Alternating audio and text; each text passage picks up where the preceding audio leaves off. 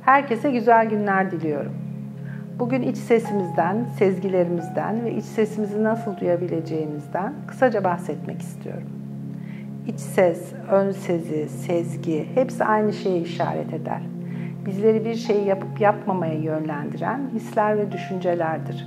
Çok derinlerden ve hızlıca gelir ama biz durmayı ve sorgulamayı seçeriz. İç sesi takip etmeyi ve onu seçtiğimizi nasıl bileceğiz? Bunu yapmak için ihtiyacınız olanı öğrenme zamanı. Bizlerde iki sistem çalışıyor. Biri sezgisel, diğeri düşünsel. Sezgisel olan çok hızlıdır, anında cevaplar gelir ama genelde güvenmez ve seçmeyiz. Çünkü daha güçlü olan analitik, sorgulayan zihnimizdir. Burada toplumsal kurallar, melimalılar ön plandadır ve bizi akıllı seçimlere zorlar.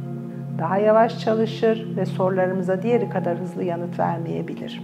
Gezegendeki herkesin sezgisi ve bir iç sesi vardır ama sesi duyan her zaman onu seçmeyebilir. Hatta çoğunlukla seçmez.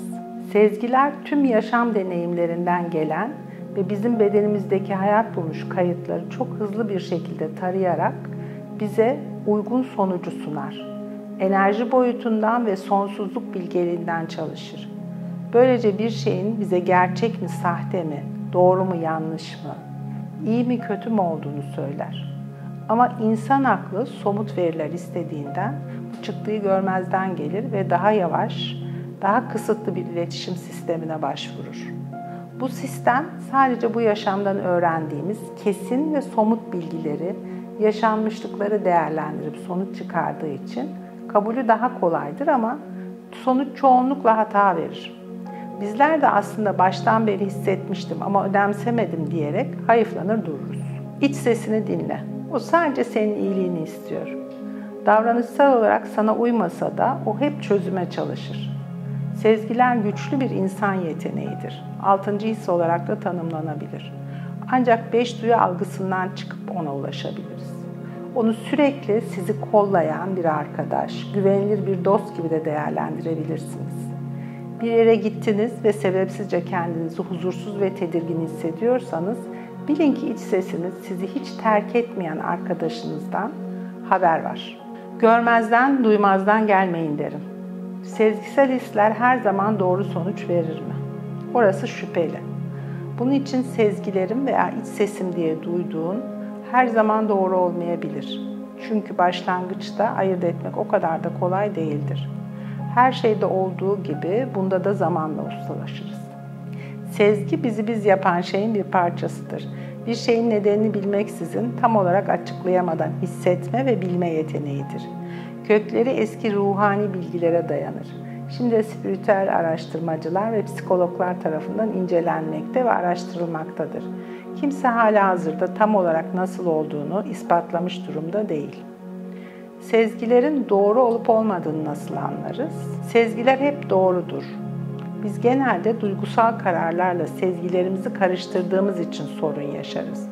O yüzden sezgisel kararları dikkate alacaksak, ön yargılardan ve sınırlayıcı düşüncelerden etkilenebileceğini hatırlamak önemli. Medya, reklam, yaşanmışlıklar da dikkate alacağımız şeylerden olmalı. Bu süzgeçlerden geçirilmiş bir iç ses gerçek bir sezgisel uyarıdır. Bilinçaltımızın sürekli çevremizden bilgi topladığını, bunları işleyip analiz ederek iç ses veya içgüdüsel bir his olarak bize ulaştırdığını göz önünde tutmakta fayda var. Öyleyse bilinçaltındaki hatalı düşünceler veya kayıtlar da bize iç ses gibi gelebilir.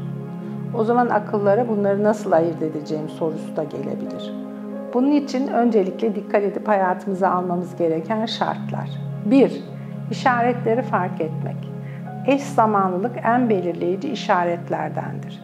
Bir şey düşünürsünüz, aynı anda bir tabelada, bir aracın plakasında, dinlediğin müziğin ya da okuduğun kitabın bir kelimesinde cevabını bulursun. Bazen hiç tanımadığın bir insan sana bir soru sorar. Cevabın sorudadır. İşte iç ses illaki içeriden değil, dışarıdan da sana seslenebilir. 2. Bir adım dışarı çıkıp tıpkı film seyreder gibi olaylara uzaktan bakabilmek. Bunun için uzun yürüyüşlere çıkmak, doğayı dinlemek, hiçbir şey yapmadan sadece etrafı, insanları seyretmek, sessizleşmek gerekir. Zihin sessizleştikçe iç sesi duyma olasılığımız artar. 3. Kendine dürüst olmak. Hatalarına, kusurlarına yüzleşebilmek ve kabul edebilmek de önemli. Eğer bir şeyler size doğru gelmiyorsa belki de değişiklik yapma zamanıdır. Duygularınıza sahip çıkıp olumsuz da olsalar onları dinleyin. Çözüm için kendinize rehberlik edin. Bu adımda kim olduğuna berrak ve dürüstçe bakmak gerekiyor. 4.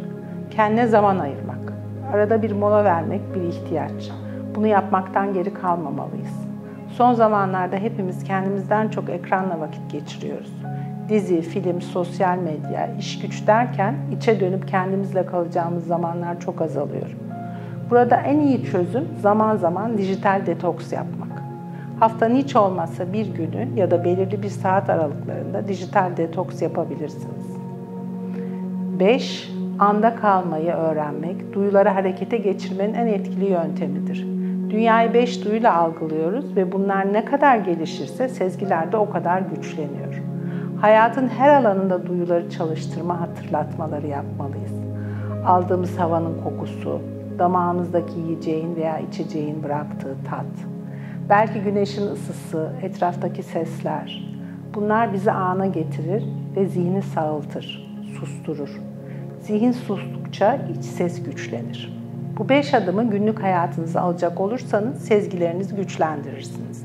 Ama ben bu kadar anlatımdan sonra size iç sesinizi anlamakla ilgili kısa ve basit bir yol önereceğim.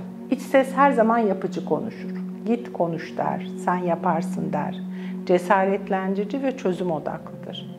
Zihnin sesi ise sorun odaklıdır. Yapma der, sen yapamazsın, sakın konuşma, o seni arasın der. Sezgilerinizin güçlendiği, keyifli, eğlenceli günler dilerim. Sevgiyle kalın.